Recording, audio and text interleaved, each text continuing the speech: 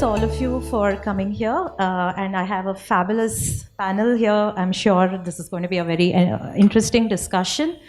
So I'd like to start off quickly by just giving a brief introduction of myself. I work with a startup. I'm on the founding team of a startup that works with dairy farmers. We help farmers increase their milk income by offering animal care plans. Now, we started less than a year ago, and before this, I've been working for 2 decades with an NGO that works for the girl child in Kadapa. Now, the reason I mention this is because during the course of 2 decades, one thing I've realized is it's all down to access to resources. It's just down to that. Everybody is similar. It's down to access to resources. You have access, you're going to be like people like us. And if you don't, then you don't necessarily get to sit in a room like this, right? So that the reason I mention that is what I see is CSR is nothing but corporate India, doing something about that, right? So we are saying we are lucky, let's spread the luck. That's exactly what I see CSR as. So I'm very happy to be here because, in this event today, we have the very architects of CSR policy in India and all the enablers like people like you. So thanks very much. Let's start off. I'm going to kick it off with a discussion. We are going to explore, as Dipanshu said, we are going to explore how farm-to-table initiatives nurture local economies, right? And what is the role of CSR in it? And specific to the agri-value chain. So I'm going to ask Alok. Alok, what would you think is the role of farm-to-table initiatives in supporting local economies? So specifically local economies, what do you think is the role? Thank you. I think, as you have rightly said, thank you, Namrata and other panelists. It's definitely a very important point to understand that how we build a farm-to-table initiative. First of all, I think that context is very important, especially when we are talking about sustainable food system, ensuring a better quality food to the consumer. So it is but essential that we build on the farm-to-table initiative. Now, we have to see that how it can impact the local economy. If we are doing it, then consumer needs are going to come to the field directly from the consumer side. And there are 3-4 aspects. One is that the producers, they will actually be able to produce things which consumer demands. Right now, that connect between the consumer and producer is entirely missing today. Even if suppose I want very authentic a particular kind of food grown in a particular manner, the farmer don't know that where to sell that produce. So therefore that linkage will be essential, and then sustainable food system will be grown. And as soon as this kind of specific consumer needs are coming down to the village level, that farmers will actually get much more realization for their own produce, which probably they are not getting today. So that is getting plowed back into the village system. Second thing is that we take up a lot of the current supply chain is very distant from the production centers quite often. Means it goes to Mandi, which might be 40-50 kilometers from the villages. Then from Mandi, it might be going to a different processing unit where again it might be another 100-200 kilometers. And lot of such activity then can be taken up at the village level or nearby village areas. Suppose we are talking about cleaning the produce. Many places now even farmers bring whatever they are harvesting and bringing it to the market side. It is not cleaned properly. This has got 2 parts. One is that farmers are losing because the buyers will say it is very dirty material, so I will not pay more. At the same time, even the crop residues which are part of the crop, the harvest, that is actually going away. Whereas if they clean it in the locally, then that can go back into the cattle feed system, and it can generate more, feed for the cattle. Right now, you see the cattle feed market is so strong. It comes all the way from distant areas. Even small farmers are buying cattle feed from outside, except the crop residues like hay or something. The rest of the things are bought from outside, but no local production. So those are the areas where you can see a lot of growth. Second thing which will be important, Namrata, is this your transportation system, local labor system. As soon as we are undertaking so much of value addition activities, which may be very lower order value addition activities, but those are labor intensive work, which will generate local employment, and then this will create local employment. The laborers will get more earning, because this is the time when after the harvest, laborers don't know what to do. So the same people will get more employment in the local areas. That the circular economy is going to be built around this kind of activities. So that's my sense. Thanks so much, Alok. That makes that. So basically, you're saying demand supply match will happen, and apart from that, local economy will get boosted by because you generate Because local economic activities are getting So that charged up. makes sense. Thank you. How would you like to do? Can you expand a bit on what your views are on the same topic? Thank you. That does work. Thank you. Thank you so much, Namrata. And let me take you through this particular topic. It's called farm to table. So what words comes first? It comes farms. And especially for the 70% of the people who live in rural area, there have been statistics which says that investment in agriculture is 2 to 4 times more effective in helping them to move out of poverty. But that essentially means that investment in farm has to come at first. And what does that mean? That means that you have to help farmers to produce more. It means you have to teach him to learn good agriculture practices. You have to provide him credit support, input supply, and they work on market facilitations. Also, it is very essential that when we think about table, it means how do you enhance the value chain.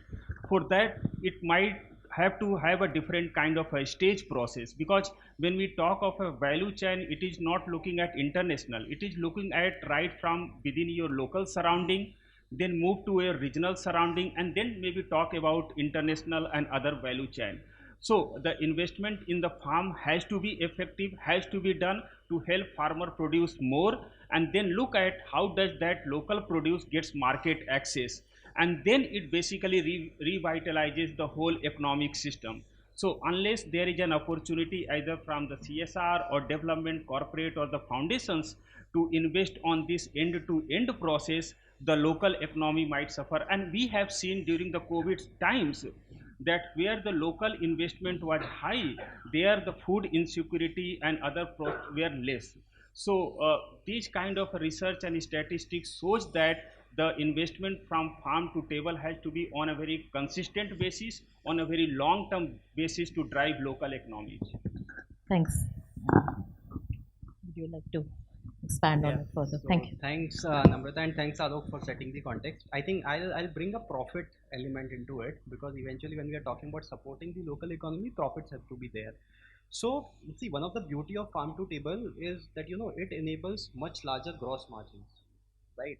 Imagine importing something from US or maybe Mexico or something, vis-a-vis growing it locally, it gives you a very good gross margins.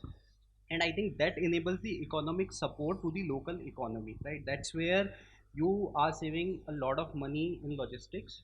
Then the farmers are able to realize more, and the best part is that it also controls inflation for that product to a certain extent. And I think you come from Hyderabad. I'll take an example of dragon fruit only. I mean, a decade back, that was luxury of riches, to be very honest. But now, if you travel in outskirts of Hyderabad, I mean, you can get it on the road, right? But the important part is that farmers are able to realize the price, right? The price which makes economic sense for them. Second part is that it creates a diversification for that farmer, right? So imagine the same farmer in Telangana close to Hyderabad who was probably growing paddy all the time. Now there is suddenly a diversification, and it is a cash crop, right? They are building more profit from this crop. At the same time, the local, so when we talk about imports, I think these are the large companies which get the maximum benefit out of it. But when we talk about farm to label, we are talking about the local logistic aggregators. They are actually getting business out of it with better margins. So I think overall it creates better margins and a room for everyone when it comes to the farm to table initiative. Thank you. Srihari. I think all three of them have discussed on very important points, and I would like to bring in a perspective of the states which are a little backward as compared to the states like the Punjab or Haryana or Western UP kind of. So the Central India tribal belt, where if you see maybe the 70% tribals are living, and also 70% of the below poverty level people are living, the multi-poverty index, if you see, this is the belt where most of these farmers are small, and the farming systems, if you see, it is mostly, you know, subsistence level farming and all those things. So, but if you see their annual income, it is around 70 to 80,000 per annum, but a major chunk of that comes from farming only, because their farming is, you know, at the subsistence level. That's how the income levels are like that. But wherever this kind of investment have been done, like if investment has gone to develop this kind of local value chain, it has been seen that it has given significant income to the participating families, means the farmers. Also, wherever there have been efforts like to, you know, develop the value chain, like just not the raw product, but you also add some value to that raw product locally and sell it, that has given additional job employment in the sector. And also youth has got engaged into that. Many of these youth earlier were migrating to urban places like this NCR or, you know, so Surat or somewhere. They are staying locally and working. So if investments can be done in these type of areas where this kind of value chains has not developed yet, I can bet that, you know, it can contribute significantly to that local economy and would help migration to large, help reduce this distress migration to large extent. Thank you very much for bringing up that very important point. So clearly, we can see that there are wide-ranging benefits in all sorts of ways. Thank you. I'd now like to, you know, talk a little bit. Maybe we should look at what happens in terms of the environment for these kind of initiatives. How is the impact on the environment? Would you like to start? Yeah. So when we talk about farm to table, so there are certain production systems. So we have to look at, for the farmers, if we are planning to teach them on a certain production system, first of all, it has to be economically viable. The farmers will not adopt any of the production systems. It's not economically viable for them. It has to be socially accepted. So if you start teaching some farmers which is not relevant to the local context, it doesn't work. And then it has to be environmentally appropriate. If there is no environmentally appropriate practices that the farmers learn, there have been kind of research and data which says that after a certain period of time, the soil health and other things gets impacted, and then farmer basically turns to the square one from where he started. So the environment plays a major role right from the production system.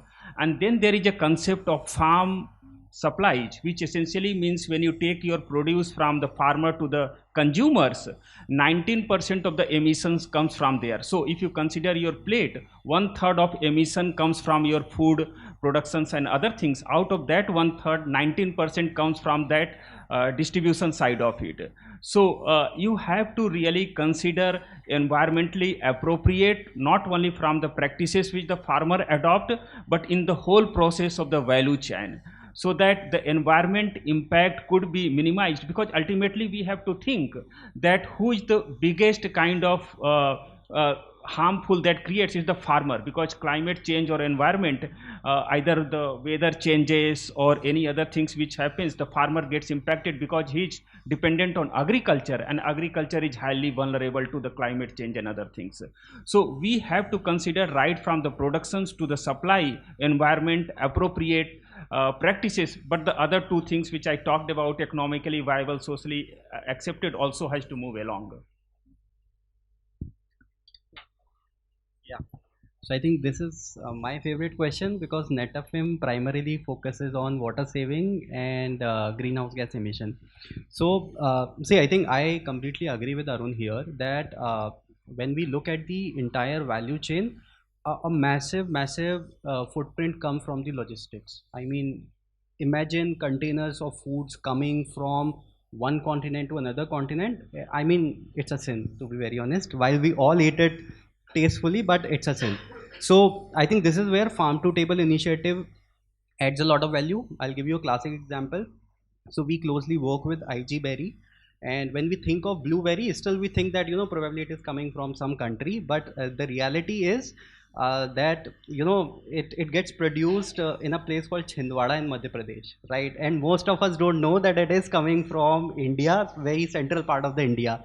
So I think that creates a massive impact on the environmental footprint in terms of logistics, like you said, in value chain.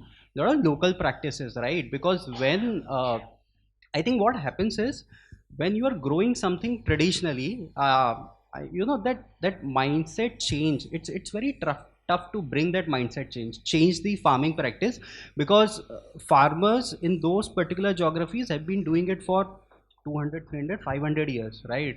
Flood irrigation is a classic example. So but when you do it locally, and when you know that, you know, that place might not be that suitable for that particular crop, then I think you go with the best practices. So you will go with best irrigation system, you will go with best fertigation system, and it helps in bringing down the unnecessary consumption when you're growing that particular fruit or food or whatever. And that helps in decreasing your environmental footprint further. So the blueberry example that I took, probably the production that IG Berry does in Chhindwara is one of the state of art production, because they know that they are not growing it in right conditions, right? So everything has to be best, everything has to be optimum, and like you said, it has to be socially accepted, because eventually they have to work with the local farmers, right? So I think that's where farm to table creates a massive impact on the footprint. Yeah. So this is a very interesting question. Ecology. When we are talking of ecology, and now, and also we are talking of, you know, people mostly, like in India, 87% farmers are smallholders. So when we are talking of ecology, then we have to keep in mind that we are talking for these people also. So for whatsoever reason the the green revolution came and the agriculture practices changed, somehow we all went towards the synthetic agriculture and this that, but of late we have understood like what are the some of the drawbacks of this kind of, and how it is impacting our ecology. So that's how, again, if you see in the last decade, there has been, you know, lots of discussion about the sustainability, natural farming, organic farming, regenerative farming, you name it. There are hundreds of names, all of us know. But somehow this sustainability thing has come into the core. Okay. Now, when we are talking of this, farm to plate means, producing locally, consuming locally. So I think a big component, core component, is this sustainability component. So when right now we are trying this, say for example, he is talking of continents, but in India also, if you see, if you want to have, onions, nasi could come to mind.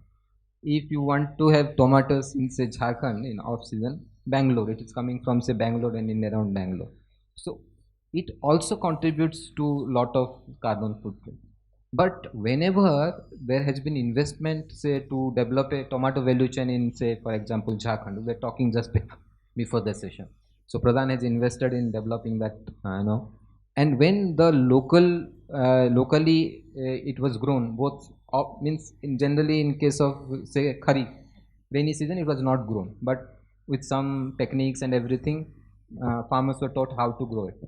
So see what happened, it increased the income, at the same time it reduced that carbon footprint kind of thing, and also it contributed to the local economy.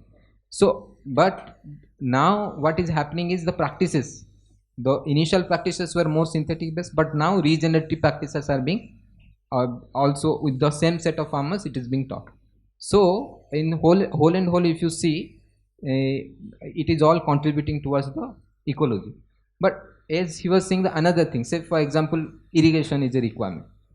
Right now, whatever investment we are doing, you have to think, if irrigation is required, as there is, growing water scarcity and all those, how it has to be promoted. If it has to be lifted, what technology you will use, whether you will use a solar based irrigation system or whether you will use a fuel fossil based irrigation system. So in each of the practice that we do, whether it is irrigation, whether it is the farming techniques, whether it is the local level sorting, grading, or whether it is transporting, whether it is value addition, in each of these component, you see there is a component of sustainability. If you do appropriate things, then it can very well contribute towards the sustainable ecology. Great. Thanks. That was very extensive. Thank you. Would you like to expand? Yeah, I think all our panelists have covered up most of the points. I will just highlight one thing here. Suppose we are talking about, connecting farm to table. The critical element of that initiative will be how we integrate the supply chain. And if we are trying to integrate the supply chain, we then bring efficiency in the supply chain. And how efficiency will come? How we manage the cost of supply chain. So in that case, I think quite a few intervention will definitely emerge, what I highlighted in the first point itself earlier, that if you do the local value cleaning, you are actually eliminating almost 4 to 5% of the gross weight of the commodity in the village itself. You are not carrying that 4-5% extra from the village to a distant market and leaving your carbon footprint all the time across, which is very, very critical for us to understand. So that's the very strong environmental impact that I see. Even what I think Amit has been saying, that developing the production system in the villages, because when we are trying to club both, then we'll be able to connect the producer with the farmer, with the consumer. And then we can bring this as a benchmark, that percentage of consumer rupee that is getting passed on to the producer. And then whether the know your producer and know your consumer, I think this kind of element will definitely evolve over a period of time. When a lot of people are doing the traceability, you see which farmer is producing this with a QR coded system. So this is one element where I think the serious impact will be on environment, the carbon footprint reduction and other environmental impact. And secondly, we cannot really see environment and socio-economic impact separately. They are very strongly interconnected. And therefore, if environmental impact is reducing, at the same time, it is also helping farmers to get more money. What we said, that local value addition means more employment generation at the local village level, more crop residue remaining in the village itself. You are not destroying, taking it outside. So all these things will definitely help farmers to realize more for their money.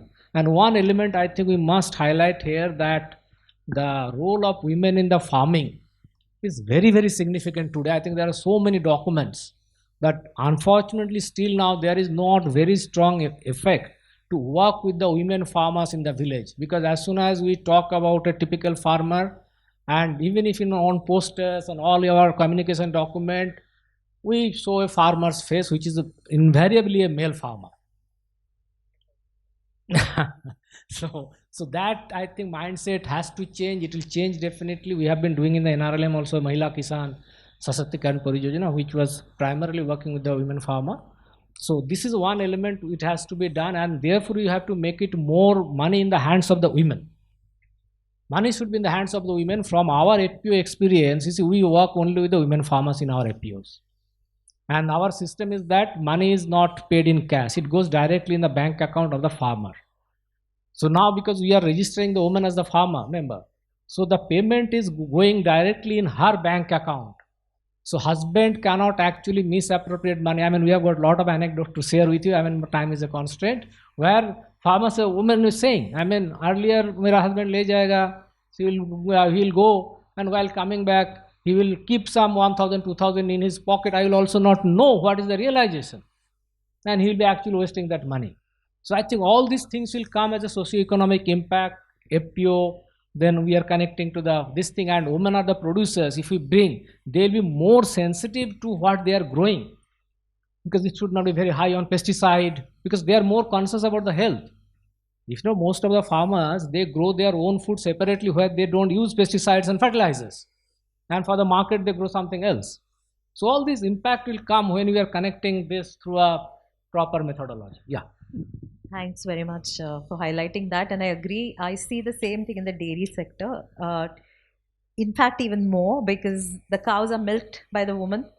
She does the grooming, she does the cleaning. She's the one waking up at 4 o'clock. The milk is then carried by her husband, who just wakes up, goes, pours the milk, takes the money, puts it in his pocket. So exactly like you, we also insist that the woman is registered with us as the farmer and not the man. So yeah, completely relate to that.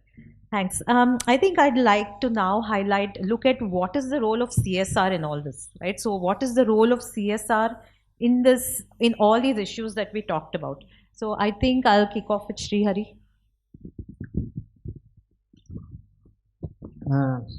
I think CSR has a very, very major role to play. Mm, uh, if you see, when we are talking of this developing local economies through developing these value chains locally, so and whenever I think of this, always the areas which are still not developed, those areas come to my mind more, because those are the places where investment should go. If we have to have equity at the society level, and what are these kind of investment are of different nature. Say for example, if as Alok was saying, most of the farmers are now women, men are migrating, feminization of agriculture, you can say. Before also women was doing 80% work, but she was not recognized, but somehow nowadays I think she is getting more recognition as a farmer. But if she wants to do farming, so she needs different kind of investments. Say for example, she needs to have some assured source of irrigation, right? For that she has to have some, say, farm pond or a dog well or a pumping system from where, from a spring or from a river or something, that water has to be lifted, right? But if all of them will start using that water, then there would be concern of the ecology and the groundwater will go down and this that. So there has to be investment on the recharge of water, and it requires huge amount of money for each hectare. If you want to do some kind of interventions, it is, for an hectare it costing around 2 lakh rupees.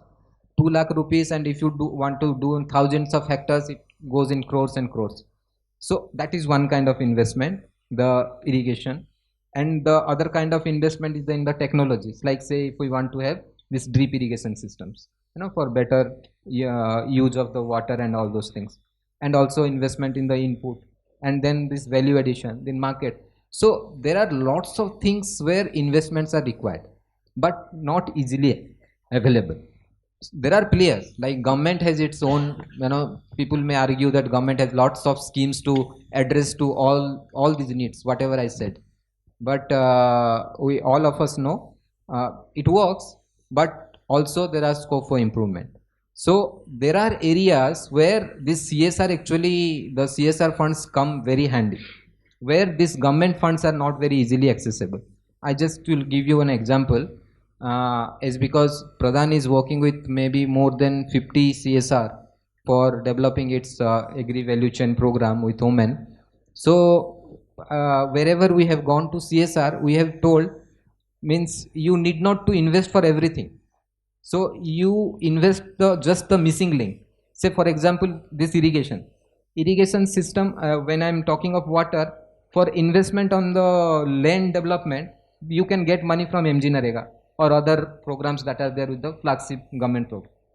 But when it is about lifting, so you may not get that money easily, though we do have Kusum scheme from where you can get, say, solar, but still that is a far-fetched thing. Many people are not getting the benefits of it.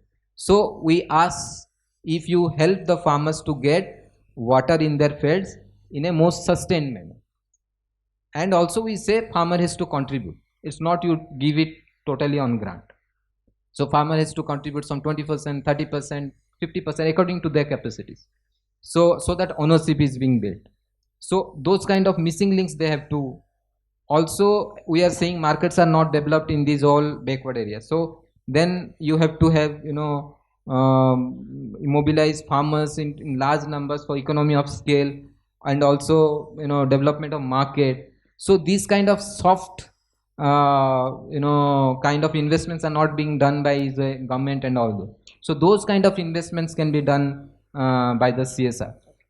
So these kind, mostly there are lots of areas to invest, but CSR should focus on the missing links.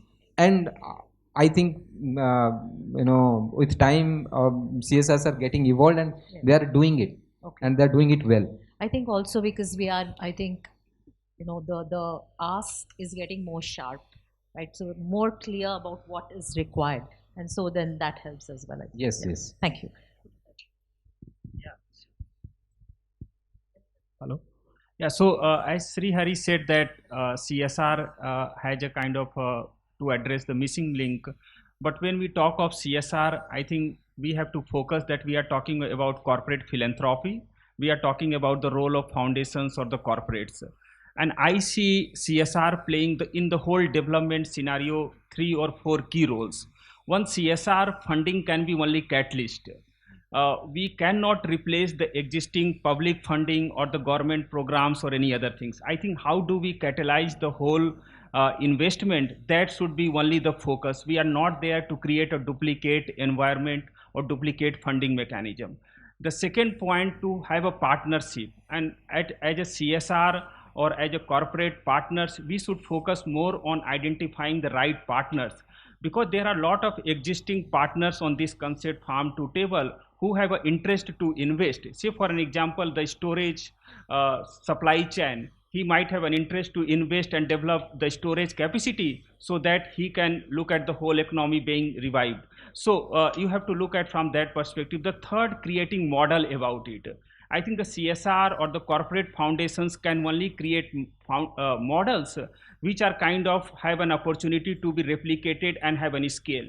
Because one of the challenge I would say with the CSR is also that how do you create model that can be replicated, because the problem and challenges are huge, and unless you have a scalable identified solutions, we are not going to address the complete problem.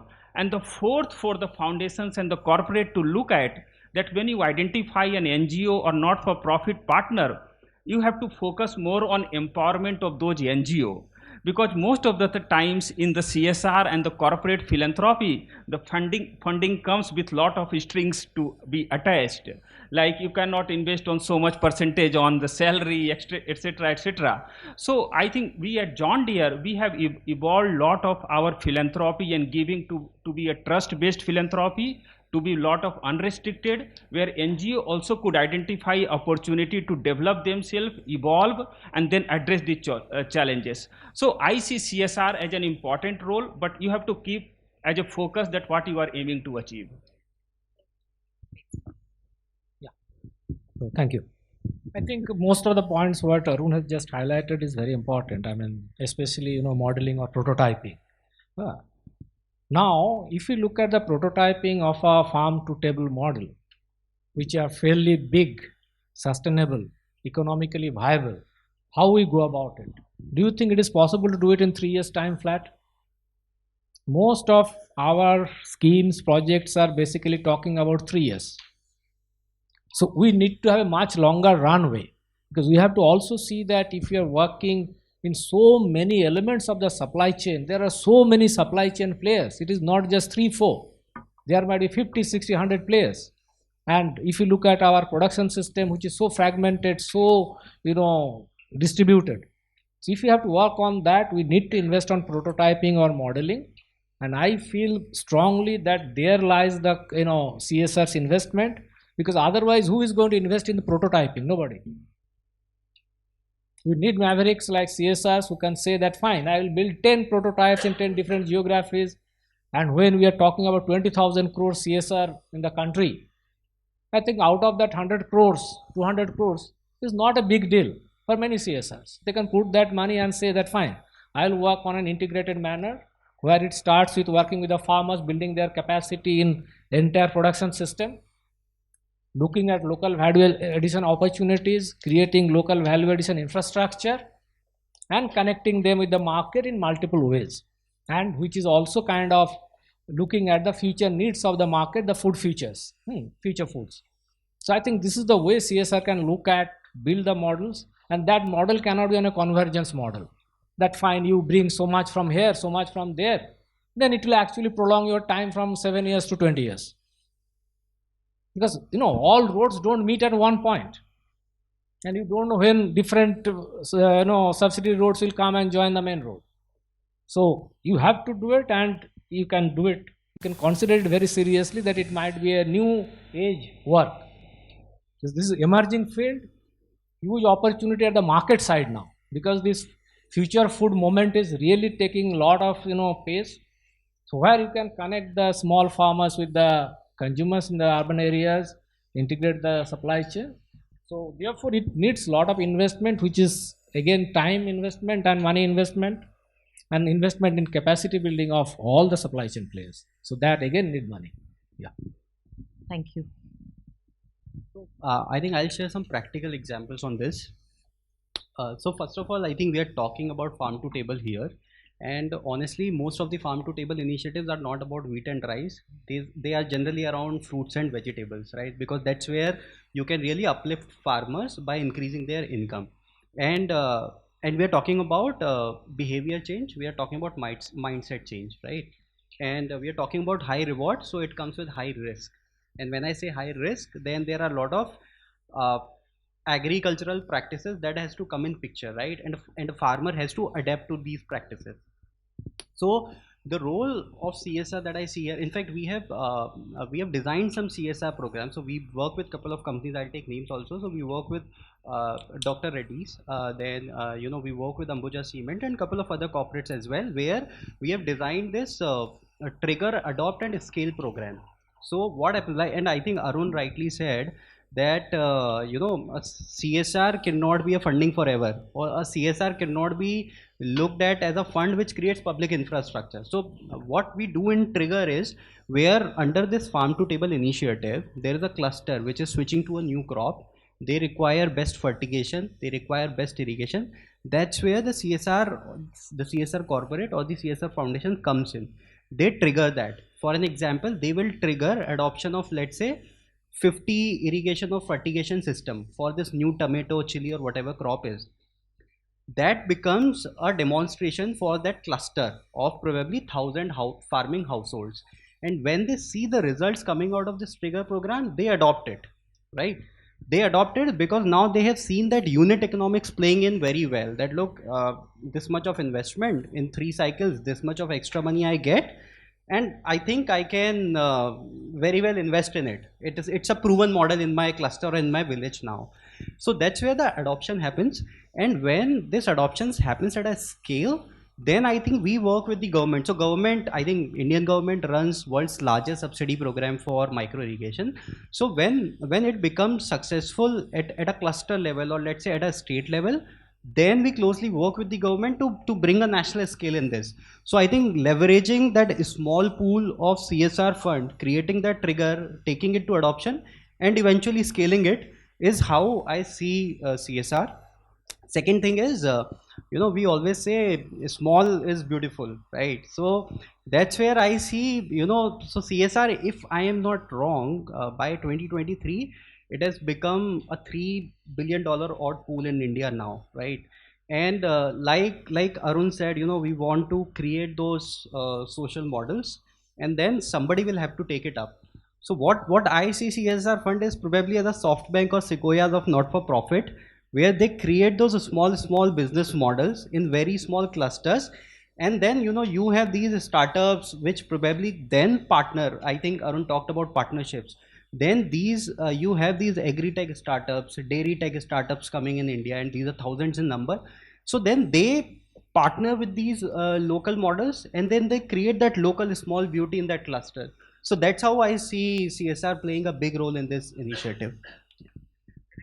Yeah, sure. So in CSR fund also can allow you to take risk, because I think CSR funding doesn't come from your profit and loss account and other things. So most of the time a corporate foundation in partnership with a not-for-profit, you can take those risks to do lot of experiment and then see which experiment basically gets success. And then there is a very good interesting literature from Harvard Business School which talks about creating shared value, that how do you transition from a corporate philanthropy to a shared value mechanism, where then business takes it over, that you have kind of an opportunity to do social good, but also there is an opportunity to make profit. So CSR could be a starting point, but then you have to transition to creating shared value, another form of funding. Thanks very much. So I think, Amit, what you said also, I see a parallel with what we do. So we offer animal care packages to the farmer. The farmer buys the plan, and then we take over the animal's health. So we do critical care, we do reproductive care, we do preventive care. And that's where we need partnerships. And once the farmer's income shoots up, which it always does, then it becomes sustainable. So exactly like you said, the trigger is where, partnerships and grants and funding comes in. Thanks. I think we have time for just one more thing to explore. I think this has, and especially with the panel I have, I think so much of rich content. But we'll restrict to the last one where we talk about partnerships. What do you think is the role of partnerships between businesses, NGOs, CSR body, people who, the bodies which give out CSRs, and then FPOs and especially government? What do you see is the role here? Or A of the FPOs, B of all the other parties? So maybe let's start with Srihari. I think there is this collaboration or coalition or partnership. These are different names, but it has significant importance for developing this agri-value chains and to develop this local economy. I cite some examples from the work that we are doing. Say in case of in West Bengal, we are doing a program called Usa Mukti, and it is a program where there are 2 government departments, and then there are 6 CSOs, and there are some CSR partners like the HUF, and there are some philanthropists like BRLF, Bharat Rural Livelihood Foundation. And the major thrust of that program, if you see as a whole, is rejuvenating the entire ecology, rejuvenating 7 rivers, dying rivers, rejuvenating some 500,000 hectares of land, and doing investment in the in the agriculture locally, and increasing the economy, local economy. And here, and there are some like the Agri-Start company, some climate related company like SkyMet, all those are also partners. So this is where everybody is coming together and contributing up to the strengths and developing the whole value chain system and actually developing the economy. Similar kind of program we do have in Odisha. It's called Agriculture Production Cluster Program with the government of Odisha, where currently 220,000 farmers, tribal farmers, in the same arrangement, where there is government who is giving most of the funds for the asset creation. Like they have placed some more than 500 crore rupees for that program. And then there are foundations like BMGF or a BRLF or CSRs like Schneider Electric Foundation. They have come up with taking the cost of the CSOs, and there are all these Agri-Start company who are helping out for the technology partners and that, and this is happening, and it is possible. And it is not like doing something and scaling, rather than from the day one, it is to do a thing with the system. Like if you want to scale at a future stage, you do in isolation, then scale actually doesn't work with the government system. So our experience says, if you do something and take it to government, they say you have done it in your lab, in your condition it works, but our system is different, our workers are different, it would not work in our system. So if you want to do anything in scale, then come and experiment the same thing with our system.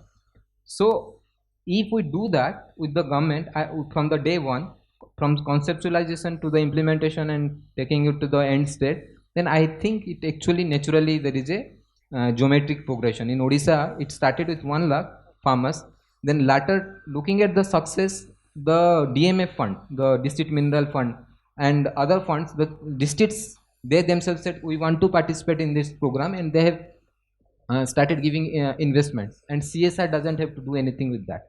CSR just triggered these things.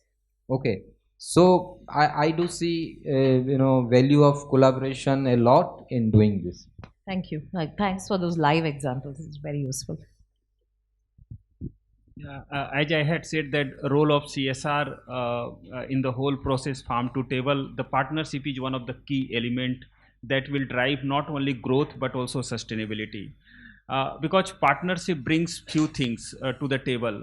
So like from CSR perspective, the corporate foundations can provide funding or maybe initial support, but the local partnership, be it the government, be it the supply chain provider, be it the input providers or the credit support providers, all these have an important role from the whole concept of farm to table. So we have to understand that if we have to go along and we have to go long way in achieving prosperity for the farmers, the partnership is the key driver for that. But we have to also understand there are many challenges in the whole partnership process, because it's not very easy to bring all the 4 or 5 stakeholders on one table and talk about it that we need to create partnership, because at the end of the day everybody would see what is the value they are getting out of it. So at the start of the concept, start of your program design, you have to bring it and tell the people that what the kind of value additions they will be making and what the kind of benefit they will be getting it. So it's all cost benefit. So partnership is the key to success, but it needs to be done right at the beginning of your program and how you want to take it ahead. Yeah, I think obviously, I mean, there are so many examples today what Srihari has just kind of collaborated, like, NGOs, CSR, government, there are many. But when you talk about business coming as a partner, then I think there's a huge gap today. I mean, how many large business players are partnering in this kind of table? So that is definitely the opportunity is there, and how we do it, that is definitely a bigger challenge. Because there, as you said, that CSR fund doesn't have a P&L, but for their business side they have a P&L. So they'll be always thinking that mere ko kya milega, whether we make money out of it or we don't make money out of it. Because during our last few years of experience, we have touched base with so many big corporate players who are very strong in market side or consumer side. I don't see that they are very excited about doing it. I'll be very frank and honest in front of everybody. It's not that key we could not sell, because we have sold to almost all the top names in the market side, be it ITC, be it Adani's or Cofco, Rocket. Everybody bought from our producer companies, but there was no such thing called, they are doing some generosity or any such thing. We are another seller to them.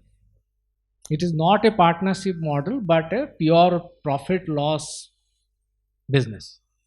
So therefore, I think we need to be very consciously working in this direction, what will excite them, because probably if we put them aside, that will be the critical missing link into the entire supply chain.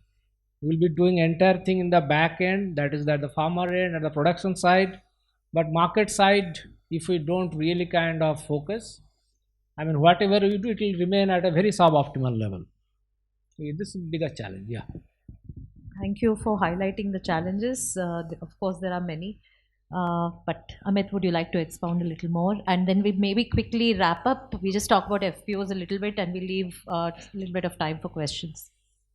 So I think FPO is a critical point here because when you look at a farm to table initiative, it has multiple aspects of it. I think Arun highlighted there is an agri input, then there is a mechanization, then there is irrigation fertigation, there is a market linkage. And if you are, let's say, building a CSR program for a farm to table initiative, it cannot happen that John Deere is talking to Netafim, Netafim is talking to, let's say, PRADAN, and PRADAN is talking to Mr. Alok, and we are discussing things in silos, right? So we need an integrator, right? And we need an integrator which has a 360-degree interest in that farm to table initiative, and that's where I think FPO comes in picture, right? So FPO becomes the building block, they becomes the integrator of that initiative. They understand that if they have to work with, let's say, Netafim, what is it that they want? If they have to work with PRADAN on capacity building, what is their requirement? And let's say if they have a funding requirement, then what is it that John Deere, how can it help? So I think they are the one who can stitch this ecosystem very well, and they are the one who can drive this entire show, even when partners like John Deere or partners like PRADAN, even when they move out of this ecosystem after a certain point in time, because by the time the FPO is working with all these stakeholders, they become expert in each of the individual capability area. They become expert because now the value chain is established. It is more about scaling the value chain and optimizing the cost. So I think that's where it becomes, so self-sustainability can only come when FPO plays an active role in this entire ecosystem. I think that is all I would say. Thank you. Just want to add one point. So this is very interesting. Why? Because we are talking of collaboration, and as I was saying, I have in the past 5-6 years I have worked with 30-40 CSRs, where in many cases I have experienced, in some cases they say we want complete attribution, okay, of the result. Asha, in this kind of initiative, how you can give complete attribution to one person? There are lots of players in the ecosystem, right? There is government, there is market, there is APOs, there is these agri-tech companies, there are NGOs, and lots of factors. So we need to understand that complete attributions cannot be given, and one should not look for.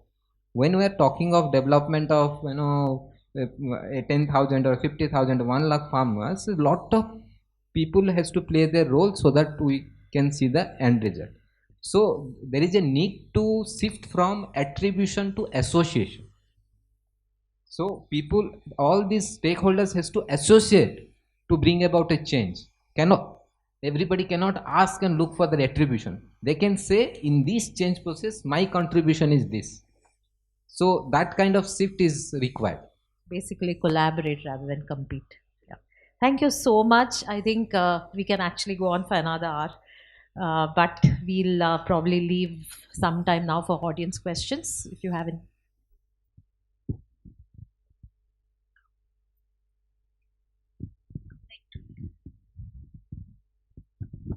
Thank you for the wonderful panel discussion. I'm Ankita from Digital Green, and I just thought I'll address the elephant in the room, climate change. And I think we did extensively. I think I joined late. Yeah. So I just wanted to understand, how do you look? I mean, what are the models that you are looking at that integrate both market linkages and climate resilience for CSRs, basically? I think we did touch upon that, but if any of you are willing to take it on.